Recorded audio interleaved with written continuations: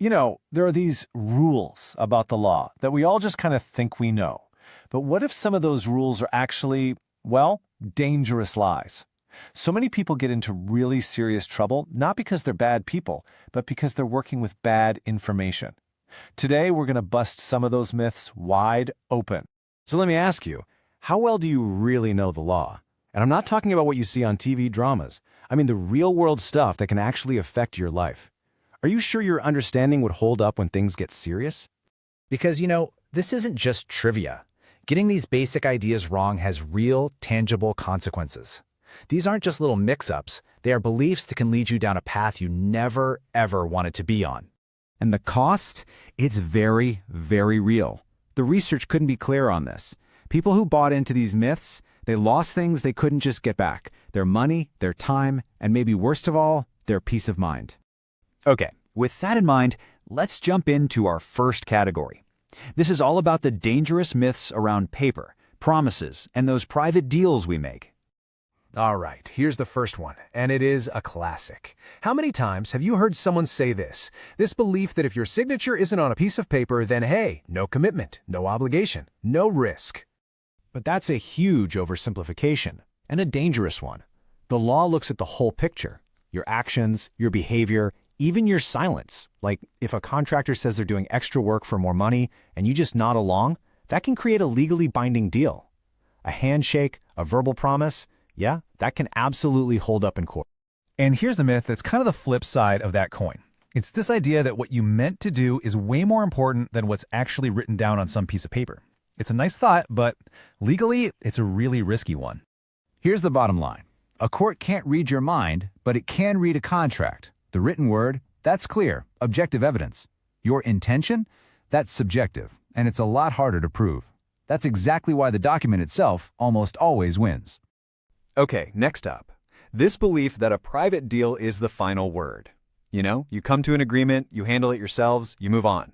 And that should be the end of it, right? Well, not always. Some issues just can't be settled behind closed doors. For example, you can't just privately agree to ignore child support. You can't settle a criminal charge without the court being involved. A private handshake can't just cancel out a legal duty.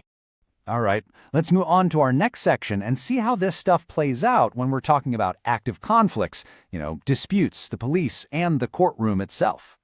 You see flashing lights, you see a uniform, and for a lot of us, our brain makes an immediate jump. A crime has been committed. Police showing up means it's a criminal matter. Simple as that. But whoa, that's a huge leap. Police get called to civil disputes all the time. A neighbor's party is too loud, or there's a problem between a landlord and a tenant. A lot of the time, their job is just to keep the peace or write down a statement. Police being there doesn't automatically mean a crime happened. This one just feels fair, doesn't it? The person who raises the alarm first, who files the report first, they must have the stronger case. It's like they got a head start, and that should guarantee the win. But the law isn't a race to the courthouse. Being first doesn't make you right. So what's the single most important thing? Evidence. It doesn't matter who started the race. It matters who can prove their case when they cross the finish line. Oh man, this is a lie we see in the movies constantly. This idea that a courtroom is a big theater, and the person with the most heartbreaking emotional story of suffering, they're the one who wins. And that's the huge difference between drama and due process. Look, sympathy is a human emotion, for sure, but a court is a place for facts. At its core, it's about what can be proven, not about who tells the most gut-wrenching story. And that leads us to our final section, which is all about personal responsibility, and probably the most common excuse of all time. The classic defense. I'm sorry, officer. I had no idea that was illegal. I didn't know that rule even existed. I mean, it seems like a pretty reasonable excuse, doesn't it? Legally, this almost never works. The entire system is built on one basic idea.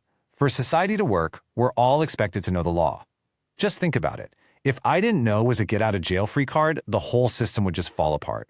Your ignorance might explain why you did something, but it almost never excuses it. And our last lie for today, this idea that family is some kind of special, protected bubble that the law can't or won't break through. That family business gets handled inside the family, and the legal system just stays out. The reality couldn't be more different. Family is not a shield from the law. The second that issues of money, property, or, and this is the really big one, the welfare of children are involved, the law doesn't just have the right to get involved, it has a duty to. So, when we pull all this together, a really clear pattern starts to show up, doesn't it? The legal system consistently, time and again, values provable facts over emotional stories, written documents over what you meant to do, and making you uphold your obligations over listening to your excuses. Which brings us to the last and I think the most important question. Just look back at this list for a second and be honest. Which one of these dangerous lies have you believed? Because recognizing it right now is the very first step to making sure it never, ever costs you.